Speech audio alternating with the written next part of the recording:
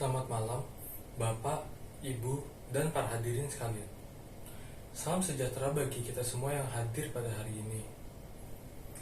Sebelum memulai, saya ingin mengucap syukur kepada Tuhan Yang Maha Esa.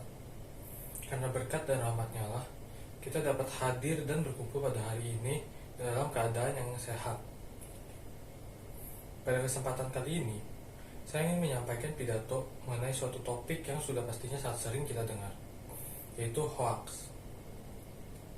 Dalam KBBI daring, hoax dijelaskan sebagai informasi bohong dan biasanya dikaitkan dengan berita-berita mengenai kabar bohong yang disebarkan oleh orang melalui berbagai media, seperti kebohongan saat sedang berbicara dengan orang lain, sampai menggunakan media sosial seperti Line, WhatsApp, Instagram, dan sebagainya. Hoax juga dapat terjadi di berbagai tempat, seperti lingkungan keluarga, pertemanan, sampai lingkungan masyarakat. Dari jurnal yang dibuat oleh Pak Pahan, fenomena hoax marak terjadi di Indonesia yang menimbulkan keresahan. Salah satu kasus yang dapat menjadi contoh hoax dalam lingkungan masyarakat adalah kasus penyebaran hoax babi ngepet di Depok. Pada bulan April lalu, terdapat kasus hoax pada sebuah kelurahan di kota Depok. Kasus ini dibuat dalam berbagai artikel seperti Detik, Kompas, dan Tempo. Kasus ini bermula saat sejumlah warga mengatakan bahwa mereka kehilangan uang, mulai dari 1 juta rupiah hingga 2 juta rupiah. Pelaku penyebaran hoax, yaitu AI dan rekan-rekannya yang menerima keluhan ini lalu membuat sebuah rencana yang bertujuan agar mereka dapat menjadi lebih terkenal dan lebih dipandang oleh masyarakat kelurahan tersebut. Mereka mulai mengarang cerita mengenai babi ngepet yang membuat resah warga.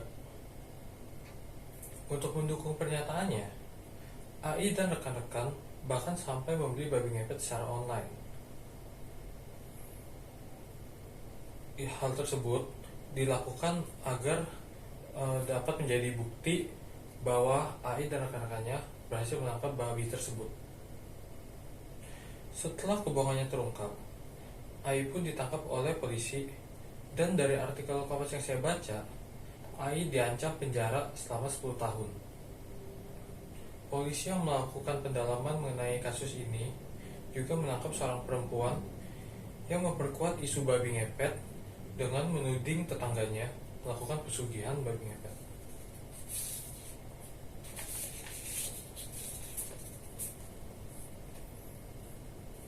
Dari kasus tersebut, kita dapat melihat beberapa bahaya penyebaran hoax, yaitu dapat meresahkan warga dan informasi yang salah, membuat warga percaya dengan hal-hal yang tidak masuk akal, hingga digunakan oleh seseorang untuk menjatuhkan atau merusak reputasi orang lain.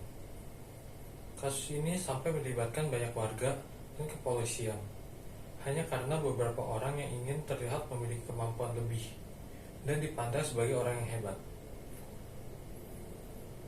Kasus tersebut merupakan salah satu kasus hoax dengan motif untuk memuaskan keinginan pribadi. Kasus penyebaran hoax babi ngepet tersebut merupakan salah satu contoh penyebaran berita hoax yang akibatnya membuat resah masyarakat sekitar. Penyebaran hoax juga dapat berakibat fatal, dari melukai hingga menyebabkan kematian seseorang. Pada bulan yang sama seperti kasus sebelumnya, yaitu April 2021, di Kupang, Nusa Tenggara Timur, terdapat penyebaran hoax berupa berita adanya gelombang tinggi dan akan terjadi tsunami di daerah tersebut.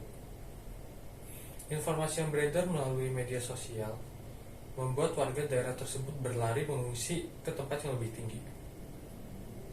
Kepala Stasiun BMKG, Saiful Hadi, menjelaskan bahwa gelombang tinggi berpeluang terjadi di beberapa daerah. Akan tetapi, Hadi menjelaskan bahwa berita mengenai akan terjadinya tsunami tersebut itu tidak benar. Dari artikel Kompas yang saya baca mengenai kasus, terdapat 2 korban jiwa akibat beredarnya berita hoax ini.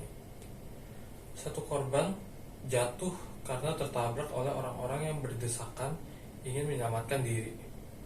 Walaupun sempat dilarikan ke rumah sakit, korban tidak sempat terselamatkan. Korban lainnya mengalami stroke saat tiba-tiba dan tubuh korban terjatuh saat sedang menyelamatkan diri. Ia dinyatakan meninggal di rumah sakit Bukit Lewoleba. Selain itu, terdapat juga seorang ibu hamil yang terserempet kendaraan saat ia sedang berlari menyelamatkan diri. Kasus ini merupakan salah satu dari banyaknya informasi hoaks yang berakibat hilangnya nyawa manusia. Walaupun sudah banyak sekali berita hoaks yang merugikan, masih ada saja individu atau kelompok yang menyebarkan informasi-informasi bohong tersebut. Terdapat beberapa alasan seseorang membuat hoaks, dimulai dari yang tidak terlalu berbahaya, seperti untuk mengerjai orang lain, tidak kritis dalam menerima informasi, atau ingin menjadi terkenal, sampai yang sangat berbahaya seperti menjatuhkan orang lain secara sosial dan membahayakan nyawa orang lain.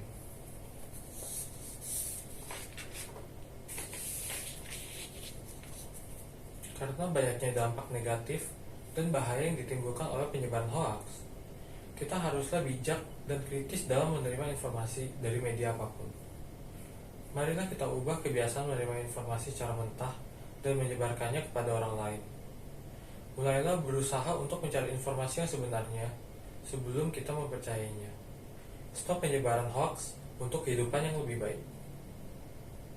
Demikianlah pidato yang dapat saya berikan pada hari ini. Saya memohon maaf apabila terjadi kesalahan dalam bertutur kata. Atas perhatiannya, saya ucapkan terima kasih.